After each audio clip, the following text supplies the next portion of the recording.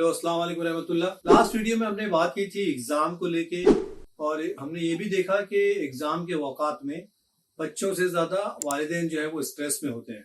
कुछ उसी बात को हम आगे बढ़ाते हैं।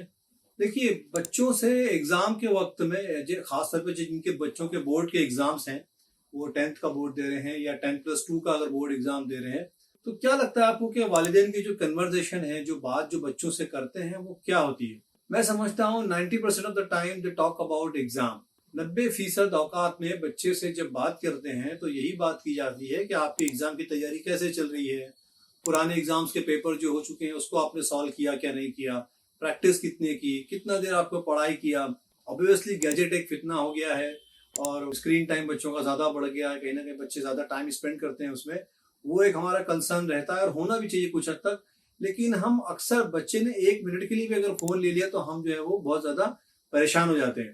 तो कहने का मकसद ये है कि बच्चा इतना ज्यादा स्ट्रेस में होता है एग्जाम के औकात में कि वो अपना ज्यादातर वक्त है ना, वो सिर्फ वालिदैन से जो सुनता है वो यही सुनता है, क्या पढ़ लिए, खाए के नहीं खाए, सोए नहीं सोए। ऑब्वियसली खाना और सोना इंपॉर्टेंट है, लेकिन उससे ज्यादा बच्चे को हम जो बात करते हैं कि आपने कितनी तैयारी मुकम्मल की या कितने एग्जाम के पेपर आपने हल किया, तो इस पर बात होती है। एक और जो इम्पोर्टेंट एस्पेक्ट जो यहाँ पे समझ में आती है हमारे, वो ये है कि बच्चे के पास खुद के उसके अपने औकात नहीं होते हैं। सेल्फ टाइम जिसको हम कहते हैं, खुद के लिए उसके पास टाइम नहीं होता है, फ्री टाइम उसके पास है ही नहीं। खसूसी उस वक्त की बात कर रहा हूँ जब एग्जाम चल रहे होते हैं, है ना, उसके पास खुद के लिए वक्त ही नहीं है कि वो अपने माइंड को फ्रेश करे, वो थोड़ा चहलकदमी कर ले, वो थोड़ी एक्सरसाइज कर ले, वो थोड़ा घूम ले, वो अपने दोस्तों से बात कर ले, है ना। ये बहुत जरूरी है। और कहीं ना कहीं देखिए, नमाज के जो औकात हमको डिवाइड किए गए, ये भी कहीं ना कहीं स्ट्रेस बस्टर का काम करता है।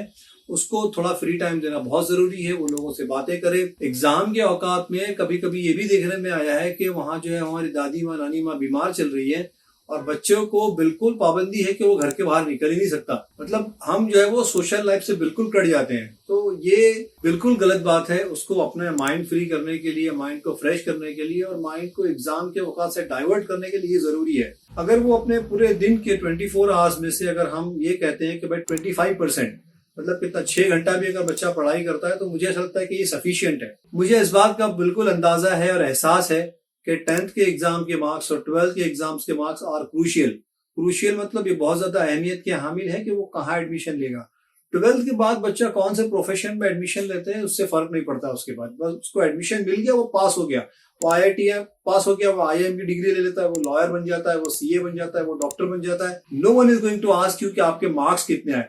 But yes, I do understand, मैं ये इस बात का बिल्कुल एहसास है कि 10th और 12th बोर्ड के मार्क्स इंपॉर्टेंट है, लेकिन सारी जो है वो पूरी एनर्जी हम मार्क्स के ऊपर लगा दें या नंबरात हासिल करने के लिए पूरी मेहनत कर दें, ये तरीका सही नहीं है।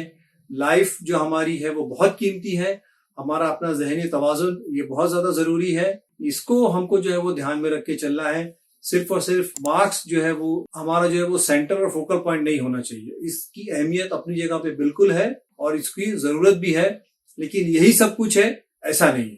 तो मैं वालिदैन से ये कहना चाहूंगा कि बच्चों को थोड़ा सा फ्री टाइम दे। एग्जाम और पढ़ाई और खाना और सोना, इसके अलावा भी कुछ चंद बातें बच्चों के साथ कर लिया करें। उसके साथ छोटी सी वॉक कर लिया करें, है ना, उसके साथ में कभी हंसी मजाक कर लिया करें। ये बहुत जरूरी है ताकि बच्चे को भी लगे कि मेरी वालिदैन के लिए मार्क्स से ज्यादा मैं इंपॉर्टेंट हूँ। अस्सलाम वालेकुम रहमतुल्लाहि व बरकातहू।